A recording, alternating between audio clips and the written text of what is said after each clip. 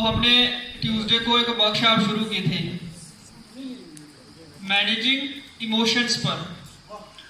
तो उसमें हमने पहले एक एक्टिविटी की थी जिसमें हमने इमोशंस को स्टडी किया था। उसके बाद एक किस्सा भी डिस्कस किया था जिसमें बबलू ने मंजीत के साथ झगड़ा किया था, और उसके बाद आपको बताया था कि इमोशंस को मैनेज करने का मतलब क्या होता है।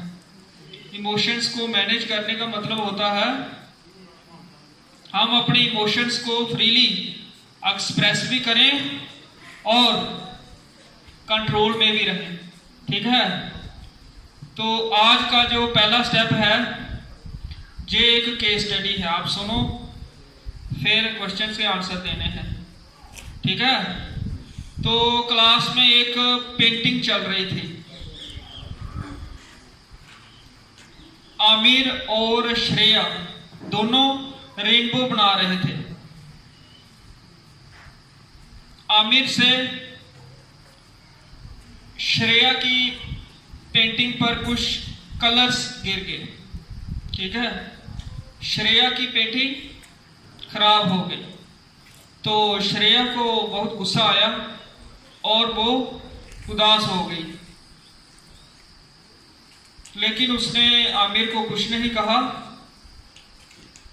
और उसने अपनी पेंटिंग दोबारा नई पेंटिंग बनाना शुरू कर दिया। तो ये है छोटा सा किस्सा ही है। तो अब पहला प्रश्न है कि श्रेया ने अपने गुस्से को मैनेज करके ठीक किया या गलत किया? ठीक किया। तो इधर आ जाओ अदिति।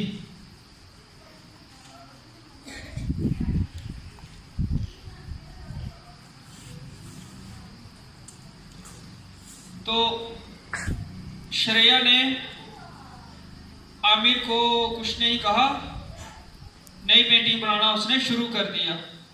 तो जो उसने ठीक किया, इससे क्या फायदा हुआ? उसने कुछ नहीं कहा, क्या फायदा हुआ?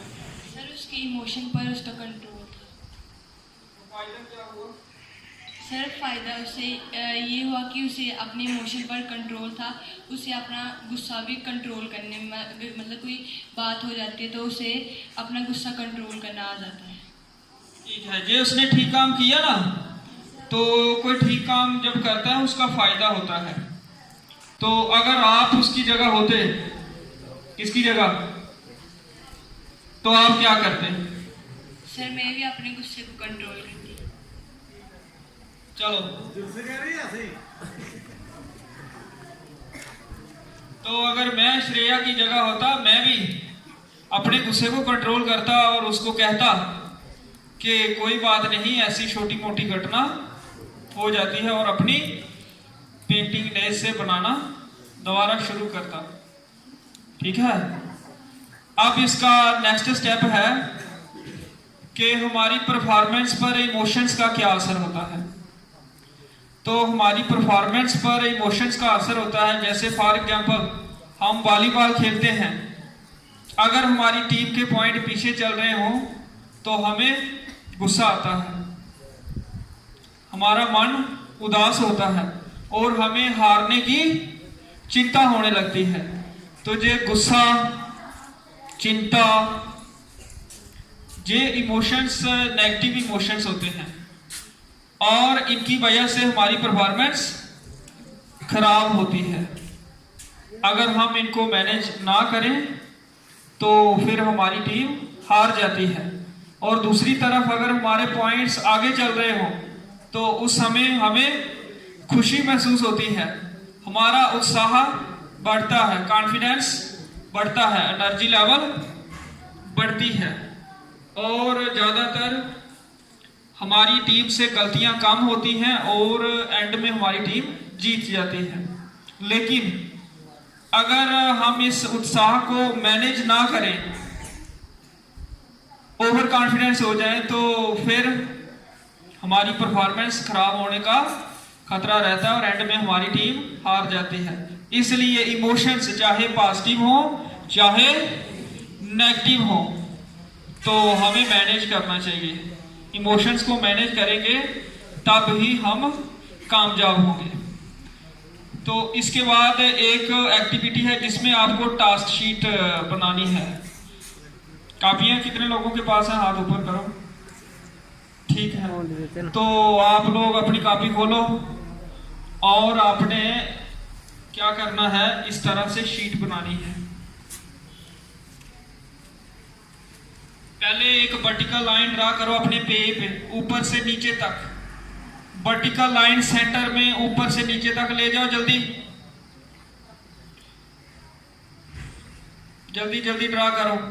अब जो आगे वाला पार्ट है, दो पार्ट हो गए ना पेज के, आगे वाला पार्ट है, एक और लाइन ड्रा करनी है वर्टिकल ही। इसके दो हिस्से करने हैं आगे वाले पार्ट। दिख रहा है सबको? ठीक है, तो दो लाइंस ड्रा हो गई वर्टिकल। अब दो लाइंस हॉरिजॉन्टल ड्रा करनी है। एक ऊपर करनी है, कोई 2-3 लाइनें छोड़ दो ऊपर से, ऊपर थोड़ी सी जगह छोड़ दो। और दूसरी लाइन आधे पेज से नीचे हॉरिजॉन्टल ड्रा करो। 4 लाइनें ड्रा हो गई।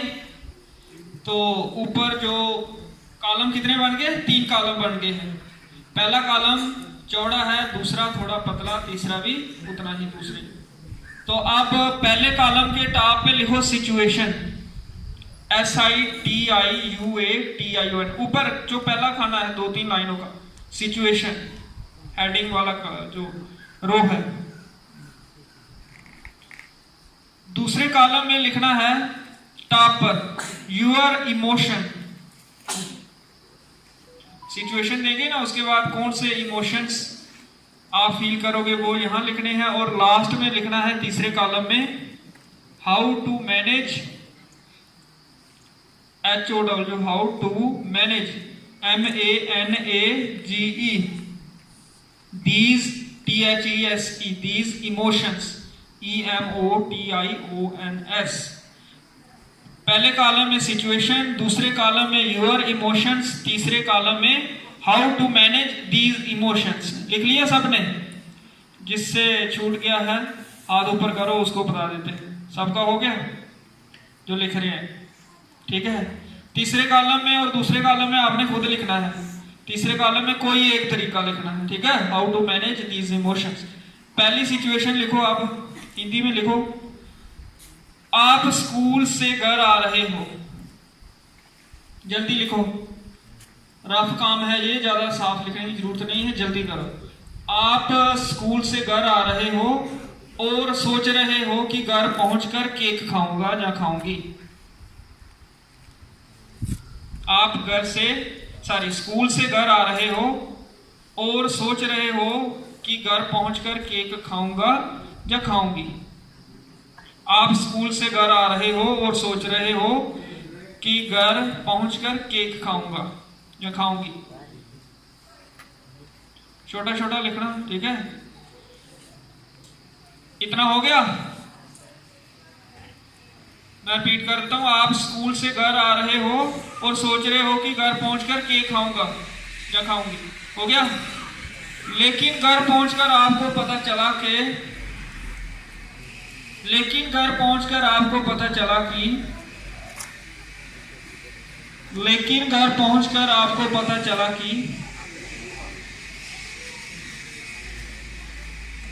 आपके हिस्से का केक भी आपके छोटे भाई ने खा लिया है।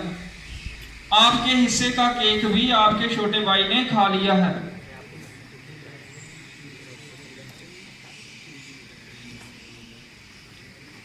हो गया? आपके हिस्से का केक भी आपके छोटे भाई ने खा लिया है।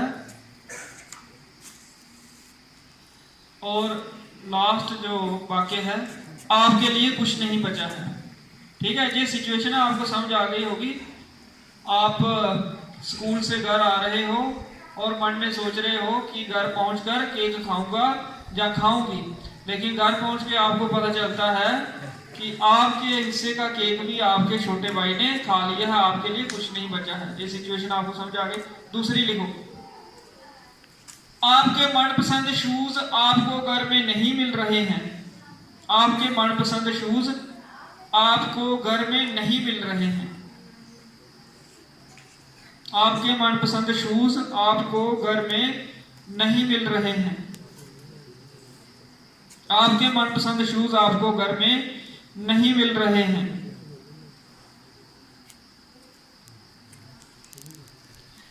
क्योंकि आपको भूल गया है कि आपने कहां रखे हैं। क्योंकि आपको भूल गया है कि आपने कहां रखे हैं। क्योंकि आपको भूल गया है कि आपने कहां रखे हैं। तो क्या सिचुएशन है दूसरी? आपके मनपसंद शूज आपको नहीं मिल रहे हैं घर में, क्योंकि आपको भूल गया है कि आपने कहां रखे। आप जल्दी से दोनों सिचुएशंस के इमोशन वाले कॉलम में इमोशन लिखो और आगे तीसरे कॉलम में एक तरीका, जो भी इमोशन आएगा उसको मैनेज करने का एक तरीका। जल्दी कंप्लीट करो विद इन 30 सेकेंड्स, और जिसका कंप्लीट हो जाता है वो अपनी जगह पे खड़े हो जाओ। दोनों सिचुएशन के लिए कौन सा इमोशन, इमोशन वाले कॉलम में, और कैसे इनको मैनेज कर सकते हैं। लिखना जरूरी नहीं है, अगर आपको मन में आ गया है तो आप बता सकते हो इधर आके। कंप्लीट लिखने वाला काम आप बाद में कर लेना। आ जाओ, आप इतनी देर करो कंप्लीट। तो पहली सिचुएशन है, आप स्कूल से घर आ रहे हो और सोच रहे हो कि घर पहुंचकर केक खाऊंगा, लेकिन घर आने पर आपको पता चलता है कि आपका केक आपके छोटे भाई ने खा लिया है, आपके लिए कुछ नहीं बचा है। तो कौन से इमोशंस आपके मन में आएंगे? पहले तो मैं जब से सोच रहा था कि मैं घर पे जाकर केक खाऊंगा तो मुझे अंदर से खुशी हुई। फिर मैंने इसको, जब मैं घर पर पहुंचा तो फिर मुझे पता लगा कि मेरे हिस्से का केक मेरे छोटे भाई ने खा लिया। फिर मैंने अपने इमोशन को कंट्रोल में किया। मैंने सोचा कि चलो कोई बात नहीं, केक तो दूसरा। इमोशन कौन सा आया? हैप्पी। पहले हैप्पी आया, दूसरी बात जब आपको पता चला कि केक मेरे भाई ने खा लिया है, खुशी? तब दुख हुआ। दुख हुआ, गुस्सा आया। तो क्या तरीका है इस गुस्से को कंट्रोल करने का? एक तरीका, बहुत सारे तरीके हो सकते हैं, तो आप कैसे इसको कंट्रोल करोगे? फिर दूसरा केक मंगवा के खा लो। दूसरा केक मंगवाएंगे, ठीक है। दूसरी सिचुएशन है, आपके मनपसंद शूज आपको घर में नहीं मिल रहे हैं, क्योंकि आपको भूल गया है कि आपने कहाँ रखे हैं। तो ऐसी स्थिति में कैसे इमोशंस होंगे आपके? सही गुस्सा आएगा बहुत। दोबारा गुस्सा आएगा। तो इस गुस्से को कैसे कंट्रोल कर सकते हैं? मैं दूसरे शूज पहन लूंगा। हाँ, तो कोई दूसरे शूज ट्राई कर सकते हैं, ठीक है, चलें। और अब इस वर्कशॉप का लास्ट स्टेप है, और इसमें अभी कुछ टूल्स हैं अपने इमोशंस को मैनेज करने के, ठीक है।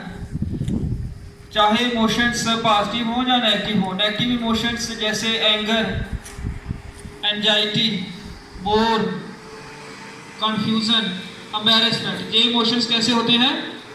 नेगेटिव। और पॉजिटिव मतलब जैसे हैप्पी, जॉय, कॉन्फिडेंट फील करना, पॉजिटिव इमोशंस होते हैं। तो इमोशंस को कंट्रोल करने के 3 टूल्स हमारा जो मैनुअल है उसमें बताए गए हैं। Number 1, be aware. Number 2, learn to manage. Number 3,